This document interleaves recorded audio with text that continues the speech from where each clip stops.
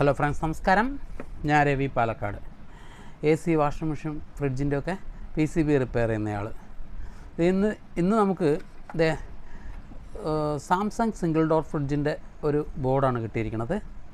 ഇത് ഡെഡായിട്ടാണ് വന്നിട്ടുള്ളത്. ഒന്നും വർക്ക് ചെയ്യുന്നില്ല എന്ന് കണ്ടു വരുമ്പോൾ സ്വാഭാവികമായിട്ടും എല്ലാവരും ചെയ്യുന്ന കൂട്ടത്തിൽ നമുക്കും ഈ ഫ്യൂസുകളൊന്നും ചെക്ക് ചെയ്യാം അല്ലേ. ഫ്യൂസ് പോയിട്ടില്ല, ഈ ഫ്യൂസും പോയിട്ടില്ല. നോക്കാം എന്താ കംപ്ലൈൻറ്റ് എന്നുള്ളത്.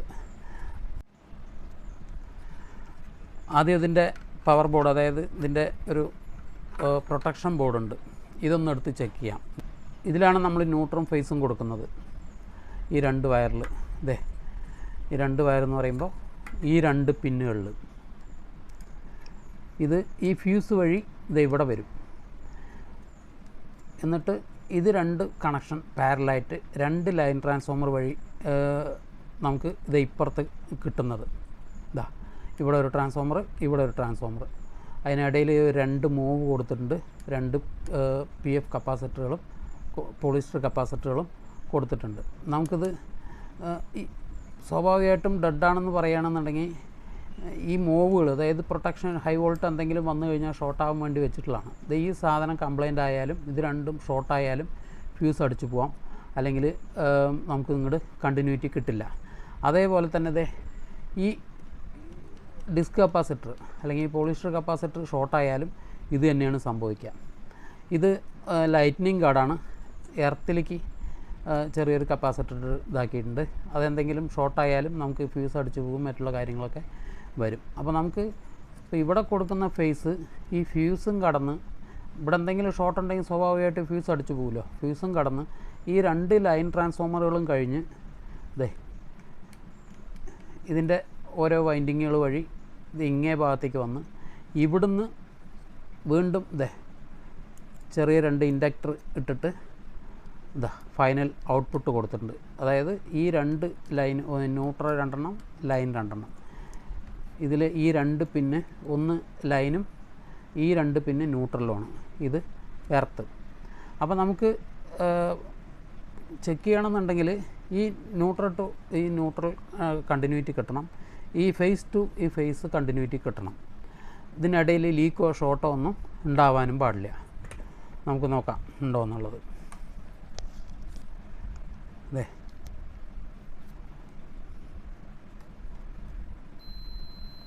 ഫ്യൂസ് ഓക്കെ, നമ്മൾ ആദ്യമേ ചെക്ക് ചെയ്താണ്. ഈ ലൈൻ ട്രാൻസ്ഫോമർ വഴി നേരെ വന്നത് ഇവിടെ വരണം. അപ്പോൾ ഇതുവരയ്ക്കും വരുന്നുണ്ട്, യാതൊരു കുഴപ്പമില്ല. അതേപോലെ ന്യൂട്രൽ ലൈനും ഇവിടുന്ന് ഈ ട്രാൻസ്ഫോമറിൻ്റെ ഈ വൈൻഡിങ് വഴി ഈ ട്രാൻസ്ഫോമറിൻ്റെ വൈൻഡിങ് ലാസ്റ്റ് ഇൻഡക്ടറും കഴിഞ്ഞ് ഇവിടെ എത്തണം. അപ്പോൾ ഇത് രണ്ടും നമുക്ക് കണ്ടിന്യൂറ്റി കിട്ടുന്നുണ്ട്. ഇത് രണ്ടും ഈ ന്യൂട്രലും ഫേസും തമ്മിൽ ഷോർട്ടോ ലീക്കോ ഒന്നും കാണുന്നുമില്ല. അതുപോലെ തന്നെ ഈ ലൈനും ഇതുമായിട്ടും എർത്തുമായിട്ടും ലീക്കും ഇതൊന്നും വരുന്നുമില്ല. അപ്പോൾ ഈ ബോർഡ് കറക്റ്റാണെന്ന് അർത്ഥം. സ്വാഭാവികമായിട്ടും ഇവിടെ 230 വോൾട്ട് ഈ ലൈനിൽ നമ്മൾ കൊടുത്താൽ ഇതിനകത്ത് നമുക്ക് കിട്ടണം. ഇതിനകത്താണ് നമ്മൾ ന്യൂട്രൽ ലൈനും കൊടുക്കുന്നത്. ഇത് UVW ഔട്ട്പുട്ടാണ്, അതായത് കംപ്രസറിലേക്ക് കൊടുക്കുന്ന ലൈനാണ്. ഇതിനകത്ത് വേറെ ഇപ്പോൾ പ്രത്യേകിച്ച് ലൈനൊന്നുമില്ല. ഇതൊരു കമ്മ്യൂണിക്കേഷൻ ലൈനാണ്. പക്ഷേ അത് സിംഗിൾ ഡോർ ഫ്രിഡ്ജ് ആയതുകൊണ്ട് ഇതിന് പ്രാധാന്യമില്ല. ഇതില്ലെങ്കിലും വർക്ക് ചെയ്യും. അപ്പോൾ നമുക്കിതിൽ മെയിനായിട്ട് നോക്കാനുള്ളത് എന്താണെന്ന് വെച്ചാൽ, ഇവിടെ കൊടുക്കുന്ന 230 വോൾട്ട്, അതായത് ഈ ലൈനിൽ കൊടുക്കുന്ന 230 വോൾട്ട് ഇതൊരു ഫ്യൂസാണ്. ഇതായിരിക്കുന്ന ഫ്യൂസ്. ഈ ഫ്യൂസും കഴിഞ്ഞ് ഇവിടെ ഇപ്പുറത്ത് എത്തുന്നുണ്ടോ എന്ന് നോക്കുക. എത്തണം. അതുപോലെ ഈ മെയിൻ റെക്ടിഫയറിൻ്റെ ഈ സെൻറ്റർ പിന്നിലേക്ക് 230 വോൾട്ട് നമുക്ക് കറക്റ്റായിട്ട് എത്തണം. അതായത് ന്യൂട്രൽ ലൈൻ ഒരു ലൈൻ നേരിട്ട് നമ്മൾ ഇതിലേക്കാണ് കൊടുത്തിരിക്കുന്ന ഫേസ് ലൈൻ. ഫ്യൂസ് വഴി ഇവിടെ ഒരു NTC കൊടുത്തിട്ടുണ്ട്.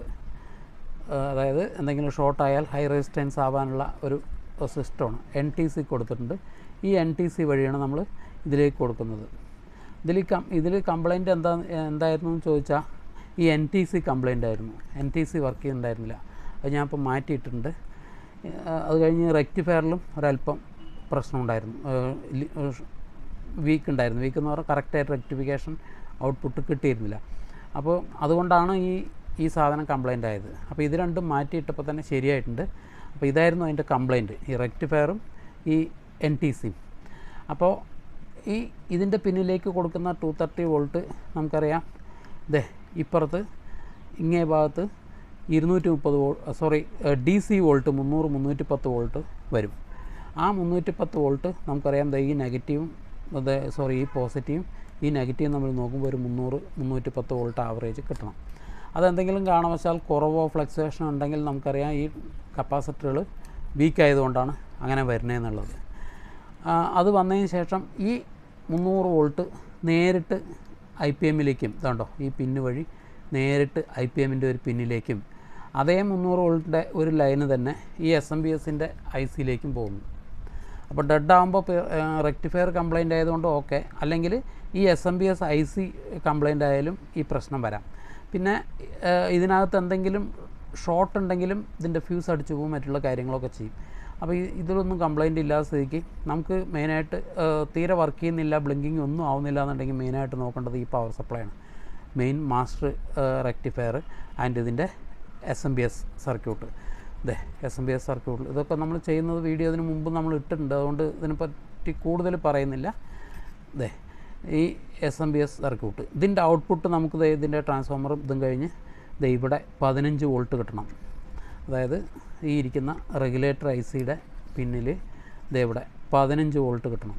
ഈ 15 വോൾട്ടാണ് 15 വോൾട്ട് ഇത് 7805 റെഗുലേറ്ററാണ്. അതിൻ്റെ ഔട്ട്പുട്ട് 5 വോൾട്ട് ഇത് അതിൽ കിട്ടണം. അപ്പോൾ ഈ 5 വോൾട്ടാണ് നമ്മൾ നേരെ ഈ സിസ്റ്റം കൺട്രോളിലേക്ക് കൊടുക്കുന്നതും അതേപോലെ തന്നെ അതിൻ്റെ ഒരു പാർട്ട് ഈ ഐ പി എമ്മിൻ്റെ ഒരു പിന്നിലേക്ക് വരുന്നതും ഈ പിന്ന് വഴി ഈ പിന്നിലേക്ക് വരുന്നതും ഈ 5 വോൾട്ട് തന്നെയാണ്. ഈ 15 വോൾട്ട് അതുപോലെ തന്നെ നേരിട്ട് ഐ പി എമ്മിൻ്റെ പിന്നിലേക്കും കൊടുക്കുന്നുണ്ട്. അപ്പോൾ ഈ 15 വോൾട്ടും ഈ 5 വോൾട്ടും നമുക്കറിയാം അത് വളരെ കൃത്യമായി കിട്ടിയാൽ മാത്രമേ ഈ ഐ പി എമ്മും അതുപോലെ 5 വോൾട്ട് കിട്ടിയാൽ മാത്രമേ ഇതും വർക്ക് ചെയ്യുള്ളൂ. അപ്പോൾ ഇത് കിട്ടാനുള്ള SMPS മാസ്റ്റർ പവർ സപ്ലൈ ആണത്. ഈ മാസ്റ്റർ പവർ സപ്ലൈയിലേക്ക് വരുന്ന റെക്ടിഫയർ എന്ന് പറയുമ്പോൾ ഇത് എല്ലാറ്റിനും പാടെ ഒരു മാസ്റ്റർ റെക്ടിഫയർ കൊടുത്തിട്ട് അതിൽ നിന്നൊരു പാർട്ട് മാത്രമാണ് എടുത്ത് നമ്മൾ SMPS വഴി റെഗുലേറ്റ് ചെയ്ത് നമുക്ക് ആവശ്യമുള്ള DC വോൾട്ട് എടുക്കുന്നത്. അതുകൊണ്ട് തന്നെ ഈ റെക്ടിഫയർ, അതായത് ഈ മാസ്റ്റർ റെക്ടിഫയർ, ഈ NTC, അതുപോലെ ഈ കപ്പാസിറ്റർ, ഈ IC, ഇത്രയും ഭാഗങ്ങളിൽ കംപ്ലൈൻ്റ് ആയാലാണ് സാധാരണ ഡെഡായിട്ട് വരിക. അപ്പോൾ നമുക്ക് ഇതിൽ നിന്ന് പ്രോപ്പറായിട്ട് കണക്ഷൻ കൊടുത്ത് ഒന്ന് ചെക്ക് ചെയ്യാം. ഇതിനകത്തുള്ള മെയിൻ ചെറിയ ബോർഡിനകത്തേക്ക് നമ്മൾ 230 വോൾട്ട് നേരിട്ട് ഇതിലേക്കാണ് കൊടുക്കുന്നത്. ഇതിൻ്റെ ഫിൽറ്ററിങ്ങും അതുപോലെ പ്രൊട്ടക്ഷൻ ഇതെല്ലാം കഴിഞ്ഞതിന് ശേഷം ഇതിൻ്റെ ഔട്ട്പുട്ട് ഈ 2 ലൈനിലും ഫേസ് ന്യൂട്രൽ കിട്ടുന്ന നമ്മൾ മുമ്പേ പറഞ്ഞിരുന്നല്ലോ. ഇതിൽ നിന്ന് കിട്ടുന്ന ഔട്ട്പുട്ട് എടുത്തിട്ട് നമ്മൾ നേരെ പിന്നെ കൊടുക്കുന്നത് ഈ മെയിൻ ബോർഡിൻ്റെ ഇൻപുട്ടിലേക്കാണ്. ന്യൂട്രൽ എടുത്ത് ഇവിടെയും കൊടുത്തിട്ടുണ്ട്, ഫേസ് എടുത്ത് ഇവിടെയും കൊടുത്തിട്ടുണ്ട്. ഇവിടെ എന്ന് പറയുമ്പോൾ ഫ്യൂസിൽ ഈ പിന്നിലാണ് കൊടുക്കേണ്ടത്. അതുകൂടെ കൊടുക്കാനുള്ള അസൗകര്യം കാരണം നമ്മൾ സൗകര്യത്തിന് വേണ്ടി ഇവിടെ കൊടുത്തു എന്നുള്ളൂ. അപ്പോൾ ഇതിങ്ങനെ കൊടുക്കുമ്പോൾ ഞാൻ മുമ്പേ പറഞ്ഞല്ലോ ഇതിൻ്റെ കംപ്ലൈൻറ്റ് നമ്മൾ മാറ്റി എടുത്തായിരുന്നു. റെക്ടിഫയറും ഇത് മാറ്റിയതിന് ശേഷം മാറ്റി റെഡിയാക്കിയിട്ടുണ്ട്. അപ്പോൾ ഇനിയിപ്പോൾ വേറെ കുഴപ്പമൊന്നും ഇല്ലെങ്കിൽ നമുക്ക് ഇതിൻ്റെ വർക്കിംഗ് വോൾട്ട് കൃത്യമായി കിട്ടുകയും ഫസ്റ്റ് ഓൺ ചെയ്യുമ്പോൾ ഈ LED ഒന്ന് ബ്ലിങ്ക് ആവുകയും ചെയ്യും. നമുക്കിതൊന്ന് ഓൺ ചെയ്ത് നോക്കാം. ഓക്കെ, LED ഒന്ന് ബ്ലിങ്ക് ആയിട്ടുണ്ട്. ഇനി സ്വാഭാവികമായിട്ടും 3 മിനിറ്റ് കഴിയുമ്പോൾ ഈ സാധനം അതായത് കംപ്രസറിൻ്റെ സ്ഥാനത്ത് നമ്മളിപ്പോൾ ഒരു മോട്ടറാണ് കൊടുത്തിരിക്കുന്നത്, അത് വർക്ക് ചെയ്യും.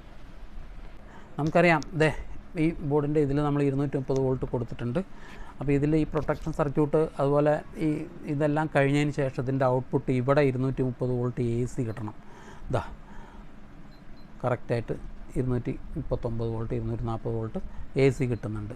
ഇനിയിപ്പോൾ ഈ AC നമ്മൾ ഇതിൻ്റെ ഔട്ട്പുട്ട് എടുത്തിട്ട് ആണ് ഇവിടെ കൊടുക്കുന്നത്. ഈ 2 പിന്നിലാണ് നമ്മൾ കൊടുക്കുന്നത്. അതായത് അത് ഈ ഫ്യൂസും ഈ NTC എല്ലാം കഴിഞ്ഞ് മെയിൻ റെക്ടിഫയറിൻ്റെ സെൻറ്റർ പിന്നിലെത്തും. സെൻറ്റർ പിന്നിൽ ഓക്കെയാണ്. ഇനി നമുക്ക് ഇവിടുന്ന് DC ആണ് ചെക്ക് ചെയ്യേണ്ടത്. DC ചെക്ക് ചെയ്യുക. ഇത് നെഗറ്റീവ്, ഇത് പോസിറ്റീവ്. കറക്റ്റ് 328 വോൾട്ട് കിട്ടുന്നുണ്ട്. ആ വോൾട്ടേജ് നേരെ നമ്മളിതാ ഈ IPMൻ്റെ മെയിൻ പിന്നിൽ എത്തുന്നുണ്ടോ നോക്കാം. എത്തുന്നുണ്ട്. അതേ 300 വോൾട്ടിൻ്റെ തന്നെ ഒരു പാർട്ട് ഇവിടെ SMPSൻ്റെ ICയിൽ എത്തുന്നുണ്ട്. അപ്പോൾ ഇതിൻ്റെ ഔട്ട്പുട്ട് നോക്കാം. നെഗറ്റീവ്. SMPSൻ്റെ ഔട്ട്പുട്ട് എന്ന് പറയുമ്പോൾ ഈ പിന്നിലാണ് വരിക. അതായത് ഇത് ഇവിടുന്ന് വന്നിട്ട് ഈ പിന്നിലാണ് വരിക. ഈ പിന്നിൽ ഇത് കൃത്യമായി 15 വോൾട്ട് കാണിക്കുന്നുണ്ട്. അപ്പോൾ ഇതിൻ്റെ ഔട്ട്പുട്ട് 5 വോൾട്ട്, ഇതാ ഈ പിന്നിൽ 5 വോൾട്ട് കിട്ടുന്നുണ്ട്. അപ്പോൾ ഇത്രയും വോൾട്ടേജ് എല്ലാം കൃത്യമായ സ്ഥിതിക്ക് വേറെ കുഴപ്പമൊന്നുമില്ലെങ്കിൽ വർക്ക് ചെയ്യണം. ഇതേ കൂടെ തന്നെ നമ്മൾ IPM ഔട്ട്പുട്ട് UVW ലൈനിൽ നോക്കാം. അതായത് ഓൺ ആവണതിന് മുമ്പ് 10 വോൾട്ട് 11 വോൾട്ട് ആവറേജ് കിട്ടും.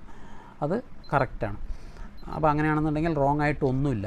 അപ്പോൾ സ്വാഭാവികമായിട്ടും വേറെ കംപ്ലൈൻ്റ് ഒന്നും ഇല്ലാത്ത സ്ഥിതിക്ക് ഇത് വർക്ക് ചെയ്യണം. ഓക്കെ, ഇതേ കൃത്യമായി വർക്ക് ചെയ്യുന്നുണ്ട്. വീഡിയോ ഇത്രയും ഭാഗങ്ങൾ ഇഷ്ടപ്പെട്ടാൽ ഷെയർ ചെയ്യുക, ലൈക്ക് ചെയ്യുക, സബ്സ്ക്രൈബ് ചെയ്യുക. Thank you.